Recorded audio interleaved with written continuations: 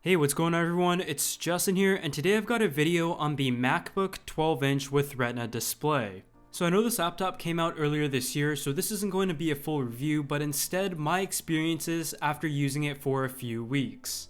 When it was first released, I was very excited, but it took me a very long time to kind of come to means with the price point and what it was able to do at that price point, and not just go out and buy one because of its beautiful design, which really attracted me for the longest time. I'm using a MacBook Air 11-inch for quite a few years as a portable backup computer, which I was very happy with. I was just hoping for Apple to come out with a 12-inch MacBook Air with a Retina display. Obviously, the MacBook 12-inch isn't exactly that, and it did come with its share of controversies, especially when it came to some of the decisions that Apple made with this laptop. And by the way, if you like the skins featured on this MacBook, go ahead and check out dbrand skins down in the description section below, as that is what I use to protect my portable laptop, as I tend to scratch things up pretty easily from tossing it in my backpack and taking it around school. So starting out with what I use this laptop for was pretty much for school and for work on the go.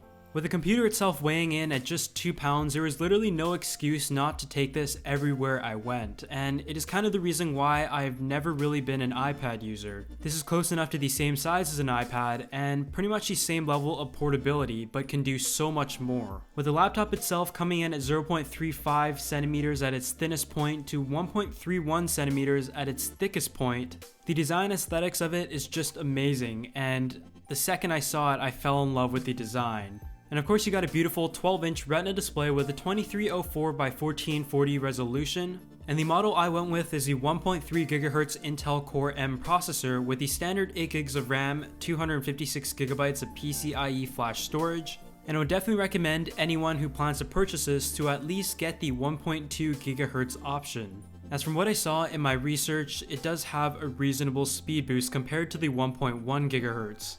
On the other hand, you've also got a new keyboard from Apple which they have engineered to fit into this really slim body, which has reduced the amount of travel compared to traditional keys. I initially saw quite a few complaints about this, but I have to say it isn't any better than a normal keyboard, but after using it for about 2 weeks, you should definitely be able to get used to it, and that is what I've done. You'll also find Apple's Force Touch on the trackpad, which obviously is very good, but I personally haven't really used any of the gestures that is implemented into it. But so far I've definitely been able to adjust to most of these things, as my biggest worry at first was the processor, and from coming from an i5 processor to an Intel Core M mobile processor, I wasn't too sure about the performance considering the price tag. But for what I've been doing on it so far, I've noticed no issues in performance at all. But perhaps what most people complain about, and what I was pretty much prepared for upon purchasing the MacBook, was the fact that you only have one USB-C port for everything. It is not only for charging, but it is also for connecting your displays, your peripherals, hard drives, but also charging the device. And it didn't make sense to me why Apple couldn't have had 2 or more reasonably 3 USB-C ports throughout the MacBook. As in the event of using an adapter, as you can see here, you don't have the ability to charge your laptop while using it. My USB-C cable actually also broke in the first week, so that was slightly inconvenient as well. And by the way, I will be linking this adapter in the description. And to make things sound worse, Apple's digital AV USB-C adapter, which consists of one USB port, one HDMI port, and one USB-C port, costs $80, which I totally feel should have been included with this MacBook. Although USB-C will be coming to our mainstream devices in the next few years, the only advantage I could find as of now for a USB-C port on this MacBook is the fact that you can charge it using an external battery pack. Another thing I also noticed is the speakers on this computer sound great as well, and here's just a short little test. Two kids, you and me, and I say, hey, live it like we're renegades.